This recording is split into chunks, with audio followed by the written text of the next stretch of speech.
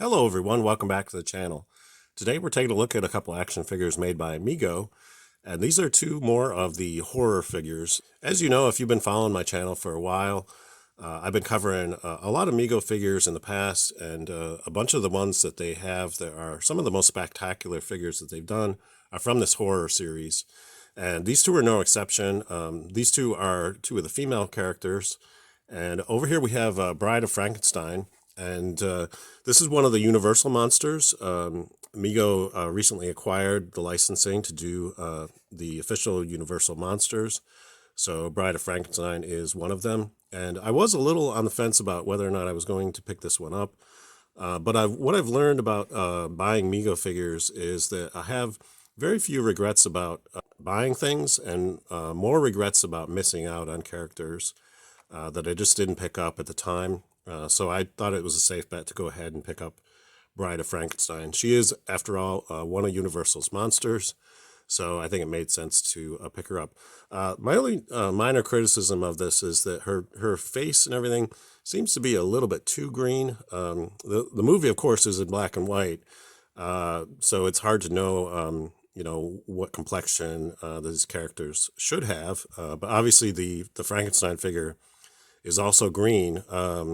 But it's not quite as bright green as this particular one. In terms of the outfit, it basically has this sort of a white gown over top of what appears to be a full-on mummy covering. As you can see, it looks like the entire figure is wrapped up very much like they handled the mummy figure. You can see basically the legs and everything are also wrapped up the same way. And I can show you side by side what that looks like. Here's the mummy figure. So underneath that white gown, I'm guessing it looks very much like this is handled in terms of the overall wrapping of the figure. So a very cool kind of design for this. And on the back of the package, you can actually see a photographic still from the movie where she is all wrapped up in bandages, very much like a mummy. So it makes sense that they actually handled the outfit that way. Also on the back of the package, you can see the write-up on Marty Abrams. And then over here, you can see credit given to consultant, sculptor, and seamstress. This kind of credit is typical on most Mego packages. So cool stuff. I really like the presentation on this. I think it looks great. And then over here, we have the Reptile, which is from a 1966 Hammer horror film.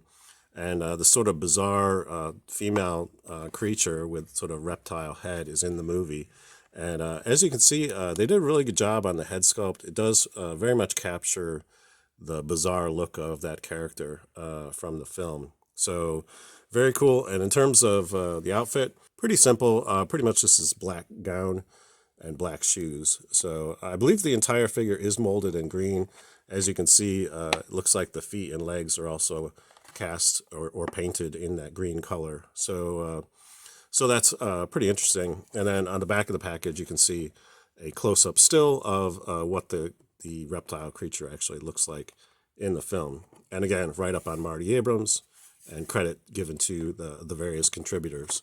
So cool looking figure, and I'm going to leave these in the package for now because I already know what the articulation is like on these, and I think they look great in the package. But for those of you who are curious about what the articulation is like on female Mego figures, I have an example which I can show you.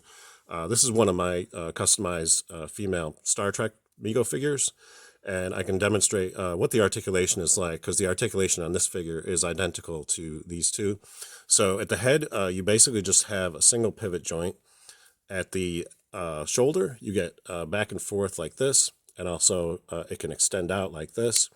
And also, you get a single joint at the elbow. At the wrist, you get bending back and forth like this, and also a pivot joint there. At the waist, you get side-to-side movement, also front and back, like this, and also a pivot. So quite a bit of articulation at the waist. At the hip, she can kick out, she can kick forward, kick back. There's a single joint at the knee, and also there's a bit of thigh rotation as well, back and forth like this, allowing you to reposition the feet from side to side. Basically, this figure is held together with bands inside of that, so it gives quite a bit of range of motion at the hip joint. So removing the boot, you can see at the ankle, there's a single joint there. So you get articulation back and forth at the ankle as well. So the articulation on this figure is identical to these two. So if you're curious and you want to take these out of the package, that's what the overall articulation is like. That's pretty much all I have for you today. If you enjoyed this video, please give it a thumbs up. And if you'd like to see more reviews of Mego action figures in the future, particularly more of these horror figures, stay tuned and think about subscribing, because I will be covering a lot more of this kind of stuff in future videos. Until next time, I hope you're having a great day, and thanks for watching.